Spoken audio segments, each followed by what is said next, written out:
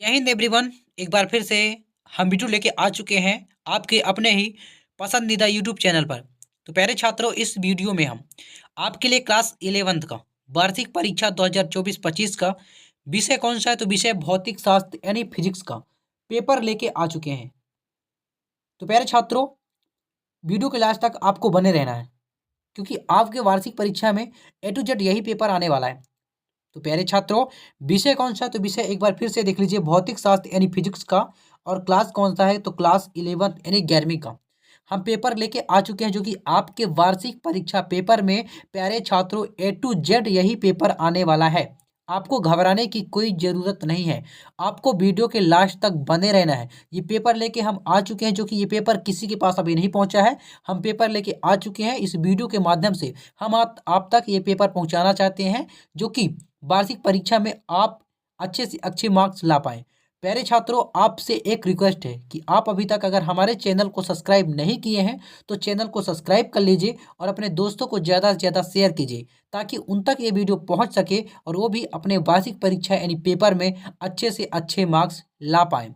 तो प्यारे छात्रों, इसमें जो आपका टोटल क्वेश्चन दिया गया है, तो टोटल क्वेश्चन 20 यानी 20 दिया गया है, और टाइम यानी आपका समय जो दिया गया है, तो कितना दिया गया है, 3 घंटे। 3 घंटे आपका टाइम दिया गया है। तो प्यारे छात्रों, बिना समय गंवाए चलिए अब हम चलते हैं क्वेश्चन की ओर। हमारा जो सबसे पहले आपको क्या करना है, सबसे पहले प्यारे छात्रों आपको फटाफट अपना निर्देश पढ़ लेना है, क्योंकि निर्देश पढ़ने का तात्पर्य कौन सा प्रश्न कितने अंक का है और कितने शब्द सीमा में, आपको उसका उत्तर अपने उत्तर पुस्तिका में लिखना है, ताकि आपको उसमें से पूरा का पूरा नंबर मिले। तो फटाफट आप अपना निर्देश पढ़ लीजिएगा। अब हम चलते हैं क्वेश्चन की ओर। तो प्यारे छात्रों, हमारा सबसे पहले हमारा प्रथम यानी पहला प्रश्न क्या है, सही विकल्प चुनकर लिखिए। आपको इसमें से क्या करना है, सही विकल्प चुनकर आपको इसमें से लिखना है। तो चलिए फटाफट हम सही विकल्प आपको बता देते हैं। हमारा पहला प्रश्न क्या है कि एक प्रकाश वर्ष का मान होता है। आपसे पूछा है कि एक प्रकाश वर्ष का मान होता है। तो पहला, तो इसका हमारा प्यारे छात्रों जो सही उत्तर हो जाएगा, यानी 9.46 इंटू 10 की पावर 15 यानी मीटर। ऑप्शन सा इसका सही उत्तर हो जाएगा। इसके बाद दूसरा प्रश्न क्या पूछा है आपसे प्यारे छात्रों कि दो सदिशों ए व बी के मध्य मध्य जो है कोण हो, तो इनके परिणामी सदिश का परिणाम होगा। तो प्यारे छात्रों, पहला आ में है ए प्लस बी, और बा में है करणी A square plus B square, सा में है करणी A square plus B square plus 2ab cos theta, और दा में है उपरोक्त में से कोई नहीं। तो आपसे क्या पूछा है कि दो सदिशों ए व बी के मध्य, है ना, थीटा कोण हो तो इनके परिणामी सदिश का परिणाम होगा। तो इसका प्यारे छात्रों हमारा जो सही उत्तर हो जाएगा, ऑप्शन सा इसका, सॉरी, ऑप्शन जो है तो बा इसका हमारा सही उत्तर हो जाएगा। कौन सा, ऑप्शन बा हमारा सही उत्तर हो जाएगा। इसके बाद तीसरे में आपसे क्या पूछा है, अगला प्रश्न में आपसे पूछा है कि एक वस्तु एक समान वेग से गतिशील है, निम्नलिखित में से कौन सा कथन सत्य है। आपसे क्या पूछा कि कौन सा कथन सत्य है।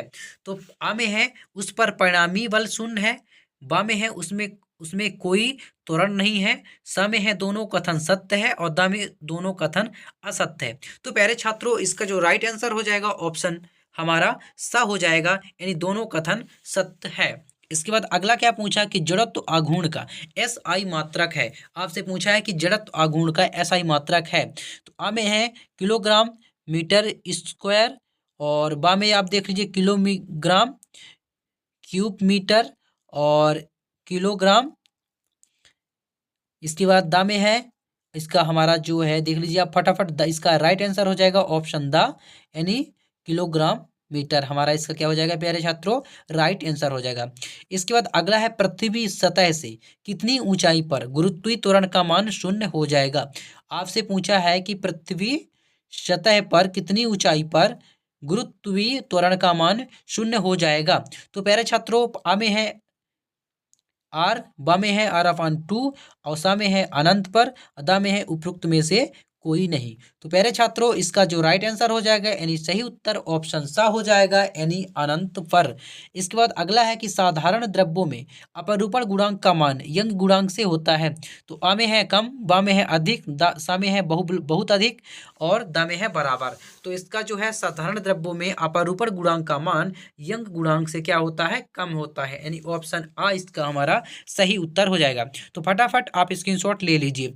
इसके बाद प्रश्न क्रमांक अगला में आपसे क्या पूछा है, प्रश्न क्रमांक 2 में पूछा है कि रिक्त स्थानों की पूर्ति कीजिए। आपसे पूछा है कि रिक्त स्थान की पूर्ति कीजिए। तो प्यारे छात्रों, फटाफट आप स्क्रीनशॉट भी लेते जाइएगा। पहले में है किसी 1 सेंटीमीटर भुजा वाले धन का आयतन मीटर के बराबर है।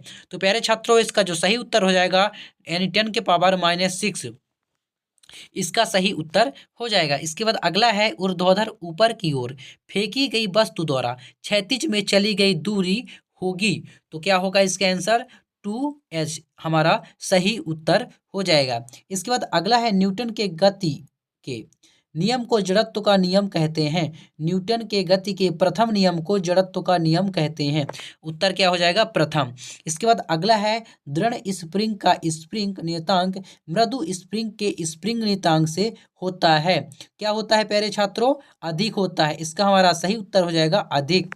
इसके बाद अगला है एकांक क्षेत्रफल पर कार्य करने वाले प्रत्यानयन बल को बिंदी बिंदी कहते हैं। तो एकांक क्षेत्रफल पर कार्य करने वाले प्रत्यानयन बल को क्या कहते हैं, लारेंज बल कहते हैं। क्या कहते हैं, लारेंज बल कहते हैं। इसके बाद अगला है चक्रण करती गतिशील गेंद पर कार्यरत गतिक उत्थापक को प्रभाव कहते हैं। तो इसका सही उत्तर हो जाएगा मैग्नस। मैंगनस हमारा इसका सही उत्तर हो जाएगा। तो फटाफट आप स्क्रीनशॉट ले लीजिए। इसके बाद अगला प्रश्न देखते हैं। हमारा अगला प्रश्न प्रश्न क्रमांक 3 में आपसे क्या पूछा कि सही जोड़ी बनाकर लिखिए। आपको इसमें सही जोड़ी बनाकर लिखना है। तो हमें देख लिए अभिकेंद्री त्वरण। अभिकेंद्री त्वरण हमारा क्या हो जाएगा, एफ, यानी हमारा आर ओमेगा स्क्वायर हो जाएगा। इसके बाद बल का आवेग, बा में है बल का आवेग, तो दूसरे का हमारा राइट आंसर हो जाएगा प्यारे छात्रों ऑप्शन नंबर ई यानी न्यूटन सेकेंड। इसके बाद तीसरा है जूल सेकेंड। तो जूल सेकेंड हमारा हो जाएगा कोणीय संवेग। और अगला है क्वार्टज। तो क्वार्टज हमारा हो जाएगा ऑप्शन नंबर सी यानी पूर्ण प्रत्यस्थ। ऑप्शन नंबर सी इसका सही उत्तर हो जाएगा।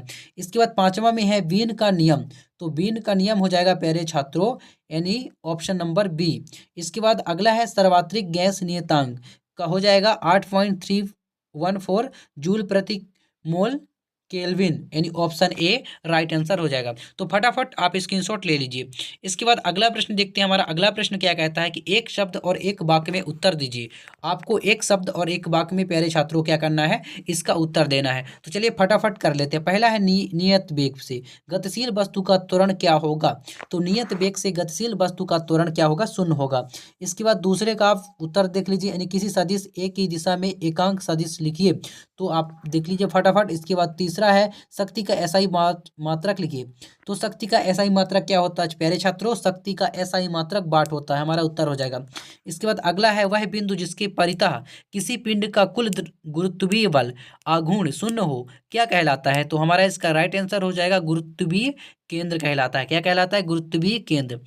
इसके बाद अगला है वे पदार्थ जिन्हें तनित करके अत्यधिक विकृति पैदा की जा सकती है क्या कहलाते हैं। वे पदार्थ जिन्हें तनित करके अत्यधिक विकृति पैदा की जा सकती है क्या कहलाते हैं, आपसे पूछा है। तो इसका उत्तर हो जाएगा प्रत्यस्थ बहुलक। प्यारे छात्रों, प्रत्यस्थ बहुलक हो जाए कहलाएगा। इसका हमारा उत्तर हो गया।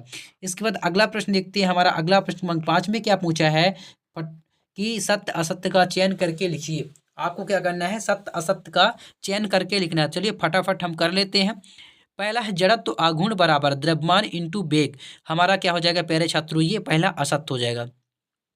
इसके बाद दूसरा है विकृति विमाहीन राशि है, ये हमारा सत्य है। विकृति विमाहीन राशि ही है, ये हमारा सत्य हो जाएगा।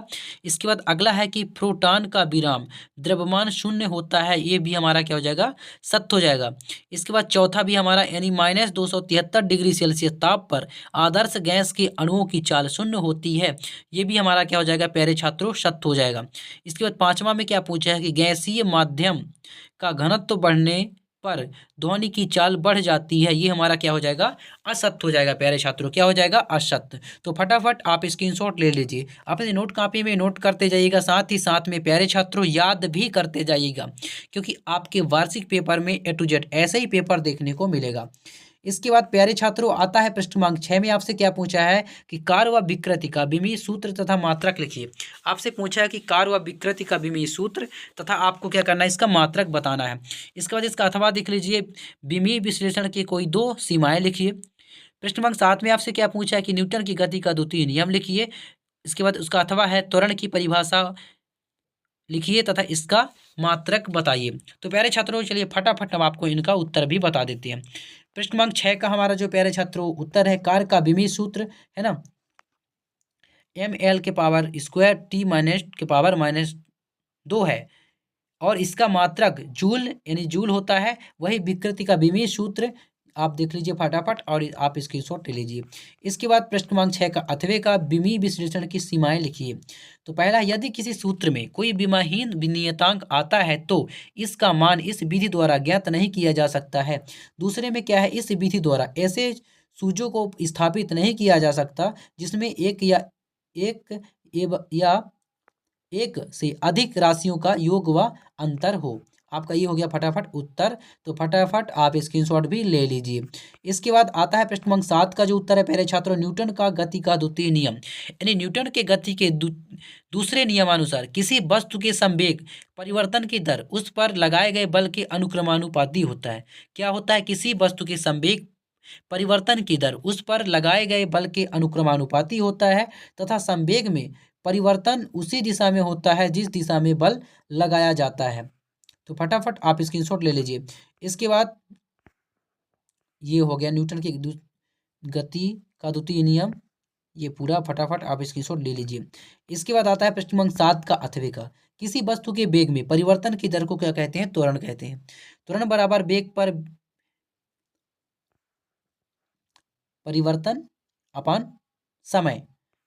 इसके बाद जहाँ v बराबर अंतिम वेग, u बराबर प्रारंभिक वेग, t बराबर समय है, और ऐसा ही मात्रक होता है मीटर सेकेंड के पावर -2। इसके बाद आता है प्रश्न क्रमांक 8। तो प्रश्न क्रमांक 8 का उत्तर वह बल जो 1 किलोग्राम संहति की वस्तु पर 1 मीटर प्रति सेकेंड स्क्वायर का त्वरण उत्पन्न कर दे उसे 1 न्यूटन बल कहते हैं। आपसे 1 न्यूटन बल का परिभाषा पूछा है प्रश्न क्रमांक 8 में। इसके बाद इसका अथवा है आवेग क्या है, इसका ऐसा ही मात्रक लिखिए। प्रश्न क्रमांक 9 में आपसे क्या पूछा है कि संवेग संरक्षण का नियम लिखिए। तो प्यारे छात्रों प्रश्न क्रमांक 8 का जो अथवा है, आपसे आवेग पूछा था, तो बल तथा समयांतराल के गुणनफल को बल का क्या कहते हैं, आवेग कहते हैं। तो बल का आवेग बराबर होता है बल इंटू समानांतर। इसके बाद यह एक क्या है, सदिश राशि है, इसका ऐसा ही मात्रक।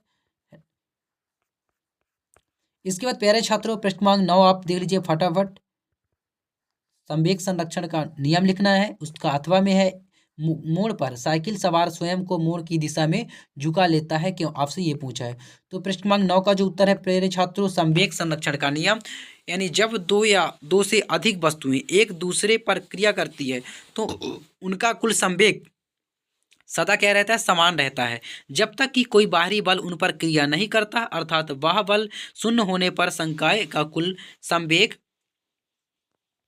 अंतर रहता है। तो प्रश्न क्रमांक 9 का प्यारे छात्र ये फटाफट रहा उत्तर, और फटाफट आप स्क्रीनशॉट ले लीजिए। इसके बाद प्रश्न क्रमांक 9 का अथवे का, यानी मोड़ पर मार्ग वृत्तीय हो जाता है। वृत्तीय मार्ग पर गति के लिए अभिकेंद्रीय बल की आवश्यकता होती है, अतः सवार स्वयं को मार्ग के केंद्र की ओर झुका लेता है, जिससे उसे पर्याप्त अभिकेंद्रीय बल प्राप्त हो जाता है। इसके बाद प्यारे छात्रों प्रश्न क्रमांक 10 में आपसे क्या पूछा है, तो फटाफट आप इन प्रश्नों का स्क्रीनशॉट भी लेते जाइएगा। प्रश्न क्रमांक 10 में पूछा है कि ये स्मॉल जी और कैपिटल जी में आपको कोई दो अंतर लिखना है, जो कि 2 अंक का आपका ये क्वेश्चन है। इसका अथवा है ग्रहों की गति संबंधी केपलर का तृतीय नियम लिखिए। इसके बाद अथवा है कि प्रश्न क्रमांक 11 के में क्या पूछा है कि प्लेटिनम के तार को कांच की छड़ में ही लगाते हैं, क्यों। ये आपके प्रश्न क्रमांक प्यारे छात्रों प्रश्न क्रमांक 10 का हमारा ये रहा उत्तर, कैपिटल जी और स्मॉल जी में अंतर। तो फटाफट आप इन इसका स्क्रीनशॉट ले लीजिए।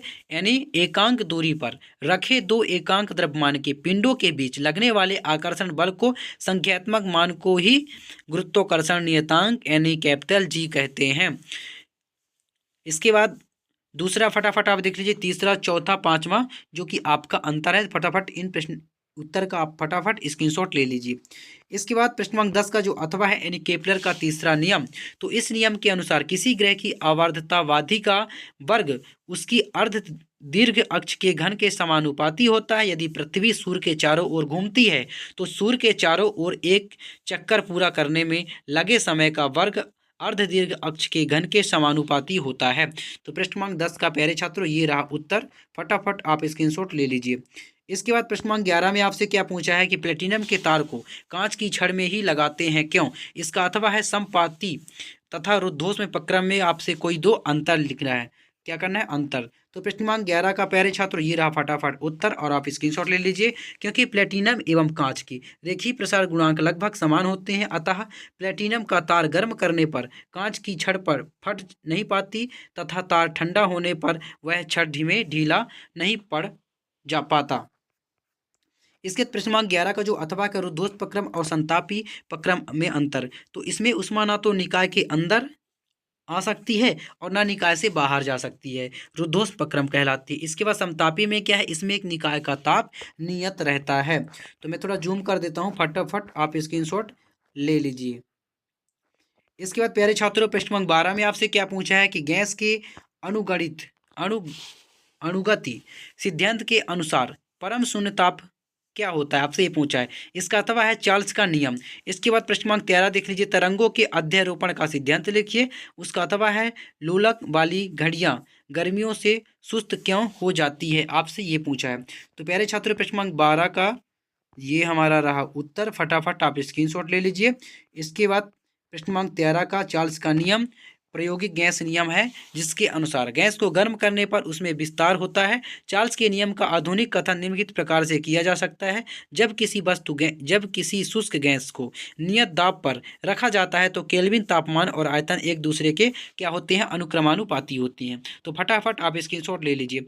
इसके बाद प्रश्न क्रमांक 13 का उत्तर अध्यारोपण का सिद्धांत, यानी जब दो या दो से अधिक तरंगे माध्यम के किसी बिंदु पर एक साथ पहुंचती है तो परिणामी विस्थापन उन तरंगों द्वारा उत्पन्न अलग अलग विस्थापनों के सदिश योग के क्या होता है? बराबर होता है।